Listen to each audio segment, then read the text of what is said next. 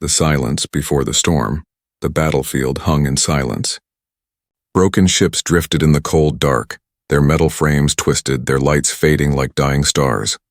For weeks, alien empires had fought here, pouring ships, soldiers, and weapons into the black void. The war had ended with nothing but smoke and silence. Wreckage floated slowly across the emptiness like bones left behind after a giant beast had been killed. The galaxy thought it had seen everything: weapons that could burn a moon, fleets that could block out a sun, creatures that fought without fear, without rest. To the alien races, this was the height of war. Nothing greater, nothing more terrifying could appear. They were wrong. Deep in the silence, sensors on a surviving alien ship began to scream. Strange readings appeared. Unknown signals. At first, the crew thought it was only debris, perhaps the echo of old engines still burning. But the signal grew stronger, clearer. Something was moving, cutting across the field of broken ships with purpose. The commander, an old reptilian with scarred scales, leaned forward. His eyes narrowed at the reading. The shape was wrong. It was not one of theirs. It was not from any empire he knew. The ships that appeared on his screen looked simple, almost too simple. No flowing alien design. No glowing veins of energy. Just blocks of steel, cold, sharp, and direct. The crew stared. "What are they?" one asked in a low voice. The commander said nothing. He could feel something heavy in his chest. These ships looked alive in their own way, not because of strange alien energy, but because of the will behind their creation. They were made not to impress, not to show beauty, but to win. As the fleet moved closer, the silence of the battlefield was broken by a transmission. No complex codes, no strange languages. A single voice came, deep and steady. The translator on the alien ship worked quickly, and the words appeared on the screen. "We are Americans." The bridge crew froze. The word meant nothing to them. They had catalogs of thousands of species, of hundreds of empires, yet this name was not there. A new people. A hidden power that had not been seen in the galaxy until this very moment. Fear spread quietly among the aliens. They had fought each other for centuries, but the unknown was always worse. Unknown meant danger. Unknown meant threat. The ships continued to advance, and the aliens could now see details. Giant hulls of gray steel, lines of guns along the sides, silent but ready, engines that burned with raw fire, not the clean, glowing plasma of other species. They were ships built with an old style, almost primitive, but there was something frightening about them. They carried the feeling of a hammer raised high, ready to strike. The reptilian commander whispered to himself, "Why have we never seen them before?" No one answered. The crew only watched as the Americans moved deeper into the wreckage. They did not scavenge. They did not stop. They moved with purpose, like predators entering new hunting grounds. The aliens had expected that any new race entering the stars would be cautious, weak, and easy to control. But the Americans showed no caution. They sent no apology. They sent no request for peace. They came with silence, with steel, and with power that made the battlefield itself feel small. The first alien ship to approach them tried to make contact. A small craft, nervous and careful. Its captain broadcasted words of welcome, trying to hide the fear in his voice. The reply came back in seconds. "We are not here to kneel. We are here to stand." The words echoed through the channel, replayed in the alien's mind again and again. Not here to kneel. Not here to bow. What kind of species introduced itself like that? Who had given them the right to speak with such strength? The crew felt the silence of the storm before it breaks. Something heavy hung in the air, as if the universe itself was holding its breath. They realized that this was not just another fleet. This was the arrival of something that could not be measured yet. Something that could not be controlled. The aliens who had once thought themselves rulers of the galaxy now felt small. Their fleets were larger, their weapons brighter. But none of that mattered when they saw the cold steel of the American ships moving forward without hesitation. One young alien officer whispered to his commander, "Should we be afraid?" The old reptilian's eyes stayed fixed on the screen. His claws tapped slowly on the console, a nervous habit he had not shown in years. He did not answer for a long moment. Then finally he said, "Yes, we should." The words hung heavy over the bridge. No one spoke again. All they could do was watch as the unknown fleet pushed forward, carrying with it the promise of change, the taste of war, and the shadow of a new future. The silence before the storm was breaking, and the galaxy did not yet know what was coming.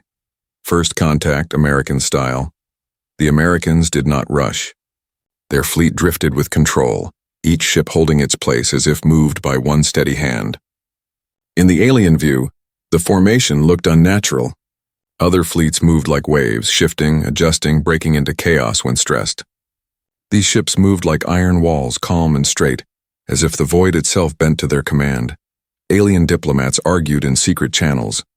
Some wanted to approach at once, fearing that silence would look weak. Others wanted to wait and study this new force. No one agreed. The galaxy had never faced humans before, and every empire wanted to be the first to understand them, or the first to control them. At last, one decision was made. A coalition of 3 alien factions prepared a meeting. A single envoy ship, small but bright with their symbols of peace, was sent forward. The envoy was a sphere of glass-like crystal, glowing with soft blue light. It approached carefully, broadcasting songs of harmony across open channels, the usual greeting when new species were found. But the Americans did not respond with song. They answered with a voice steady and simple. The translation device on the envoy's ship carried the words across space. "State your purpose," the alien envoy paused. He had practiced many speeches filled with flowery words about peace, unity, and shared futures. But this demand cut through him. He felt naked, stripped of all his prepared lines. He tried anyway. "We come to welcome you to the galaxy. We offer friendship, knowledge, and trade. We ask that you respect the laws of the empires." There was silence. The Americans waited before answering. Their reply was colder, sharper. "We are not here to ask. We are here to stand." The words carried the same weight as a blade. The envoy shivered. He had faced warlords, dictators, and cruel tyrants before, but he had never felt words strike like this. There was no arrogance in the tone, no pride, only certainty.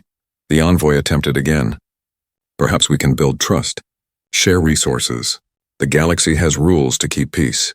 The American reply came with finality. "Peace is earned, not given." The message ended. The envoy's ship floated helplessly in the shadow of the steel fleet.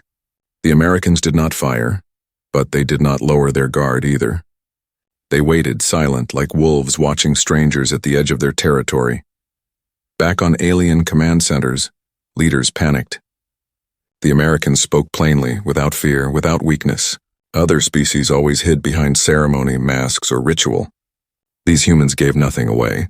No sign of weakness, no plea for safety. Just steel and truth. On one of the American ships, a man stood at the center of the bridge. His uniform was simple, his voice calm. His crew followed his every word with discipline, not with fear. Unlike alien warlords who ruled with terror, this leader commanded with trust. His name was Admiral Hayes. To the aliens, his face looked plain, almost fragile compared to their armored forms. But his eyes burned with something deeper, resolve. He turned to his officers. "Keep formation. Watch their moves. We do not bow, but we do not strike first," the officers nodded. To them, this was normal. To aliens watching from afar, it was terrifying. They could not understand how a crew could obey without hesitation, without threats. It was unity they had never seen before. Whispers spread quickly across the galaxy. Some empires dismissed the Americans as reckless upstarts. Others saw danger in every word they spoke. But the wisest among them felt a shiver. These newcomers were not here to fit into the old order. They were here to write a new one. The envoy ship finally returned to its masters. The alien who had spoken to the humans stood in silence before his council. His hand shook as he tried to repeat the words he had heard. They said, "They are not here to kneel. They are here to stand." The council chamber fell silent. No one had expected such a declaration. It was not a threat. It was worse. It was a promise the galaxy began to shift. Armies prepared. Alliances whispered. Spies spread out, searching for every detail of these strange humans. Who were they? Where had they come from? How had they hidden for so long? But the Americans did not explain. They did not beg for entry into the great stage of the stars. They simply stood, unshaken as if they had always belonged there. And for the first time in centuries, the galaxy realized it was not the center of power anymore. Something new had arrived. Something no empire could predict. The silence of the storm had ended. Now the first winds of change began to blow. The first clash the galaxy had watched in silence. For weeks, stories of the American fleet spread from star to star. Some alien rulers laughed, calling them arrogant children. Others warned that their silence was more dangerous than words. But one empire could not wait. The Veyrak Dominion, a proud and cruel race, decided to test these newcomers. They had ruled over weaker worlds for centuries. To them, the idea of humans standing tall without permission was an insult. They prepared a fleet of 30 warships and sent it toward the sector where the Americans waited. Inside the Dominion's command ship, the Veyrak admiral sat high on his throne of black stone. His body was covered in golden armor, his fangs sharp, his voice filled with pride. "They will kneel," he said to his officers, "or they will burn." The Americans knew they were coming. Admiral Hayes stood calm at the center of his bridge. Reports came in, 30 hostile ships inbound. His crew did not panic. They did not shout. They only confirmed orders and prepared. The silence of discipline filled the ship, heavy and strong. "Formation Alpha," Hayes ordered. "Hold steady. Let them make the first mistake." The Veyrak fleet arrived with fire and thunder. Bright beams of energy lit the dark as they fired without warning. Explosions tore through the void, the shockwaves shaking wreckage from the old battlefield. The galaxy watched, expecting the human fleet to scatter, to flee. But the Americans did not move. Their ships absorbed the first wave, shields glowing faintly. Then with calm precision they answered. Guns roared. Not bright beams of alien plasma, but shells of steel and fire. Old weapons, some called them. Primitive. But when they struck, alien ships cracked like glass. Explosions ripped through Dominion vessels one after another. The aliens could not believe it. Their energy shields, built to resist plasma, failed against raw kinetic force. Each shell from the American guns tore holes through metal, through bone, through pride. On the command ship, the Veyrak admiral roared in disbelief. "Impossible! They are using dead weapons! They cannot!" His words were cut off as another American shell smashed into a nearby ship, tearing it apart in a burst of fire. Admiral Hayes gave no speech, no taunt. He simply gave orders. Target their leaders. Break their line. Move as one. The Americans moved like a machine. Every ship covered the other, firing in rhythm, advancing without fear. Where one faltered, another stepped in. The Dominion fleet, once proud, fell into chaos. Ships broke formation. Captains shouted in panic. Their pride turned to terror. One young American officer whispered almost to himself, "They never expected us to fight like this." And it was true. The galaxy fought with ceremony, with ritual, with fear of loss. The Americans fought with something else, clarity. They did not fight for domination. They fought because they refused to kneel. Within minutes, half the Dominion fleet was destroyed. The rest tried to flee, but the Americans did not chase. They let them run. They had already made their point. On the alien homeworlds, broadcasts of the battle spread like wildfire. The sight of steel shells smashing through proud Dominion ships was replayed again and again. Old empires that had once mocked the Americans now sat in silence. They realized something chilling. These humans did not need the galaxy's approval. They had brought their own power. When the battle was over, Admiral Hayes gave one message across open channels. His voice was calm, almost quiet, but it carried more weight than any weapon. "We do not seek war, but if war comes to us, we do not bow. We stand." The message echoed through alien space, repeated by soldiers, whispered by rulers, feared by enemies. The Veyrak Dominion, once feared across the stars, had been broken in a single clash. The galaxy now had its answer. The Americans were not weak. They were not reckless children. They were something far worse for the empires, an equal. For the first time in centuries, the balance of power had shifted. The storm had arrived, and its first strike had shaken the stars. The shockwave across the stars. The battlefield grew quiet again. Wreckage of the Dominion fleet drifted in the dark like broken crowns. Their golden armor shattered, their glory burned to ash. The Americans did not cheer. They did not celebrate. Their ships only reformed in silence, their guns cooling, their engines steady. To them, it was not victory. It was simply proof. Proof that they would not kneel. Across the galaxy, the shock spread like fire. In the halls of power, rulers gathered in secret. In hidden chambers, whispers filled the air. A new force had appeared, and it had broken one of the strongest empires in minutes. The galaxy had not seen such disruption in centuries. On the world of the Harath, tall insectoid rulers beat their wings in nervous patterns. If the Dominion can fall so quickly, what hope do we have? One asked. Their kind had always bent to stronger empires, paying tribute to survive. But tribute meant nothing to a people who said they would not bow. On the crystalline worlds of the Aran, leaders of light and sound argued in long speeches. Some wanted to ally with the humans quickly, to share in their strength. Others wanted to study them from afar, fearing the cost of contact. But no voice in the chamber could deny the truth. Humanity had forced its way into the galaxy's story, and nothing would erase that. Spies were sent in every direction. They followed American ships, tried to record their weapons, tried to understand their engines. What they found only deepened the mystery. The Americans did not use advanced energy cores, not the kind the galaxy had relied on for ages. They burned fuel, simple fuel, but with efficiency and control no one thought possible. Their weapons were not exotic beams of light, but guns that hurled steel with terrifying speed. Old methods, ancient tools, yet in their hands they became unstoppable. To some alien leaders this was madness. To others it was genius. But to all it was fear. Admiral Hayes knew the eyes of the galaxy were on him. He let them watch. He let them whisper. He sent no challenge, no demand. He only sent one truth across open channels. We came late to the stars. But we are not weak. Remember that. The words traveled farther than any missile. On distant moons, soldiers repeated them in hushed voices. On great homeworlds, children spoke them like riddles. Among rulers, the words became warnings. The Dominion itself fell into chaos. Its citizens had believed their empire unbreakable. Now they rioted in the streets, demanding answers. How could 30 proud ships fall to a handful of steel giants? The empire's rulers tried to silence the truth, but the broadcast spread too far. Their power was fading.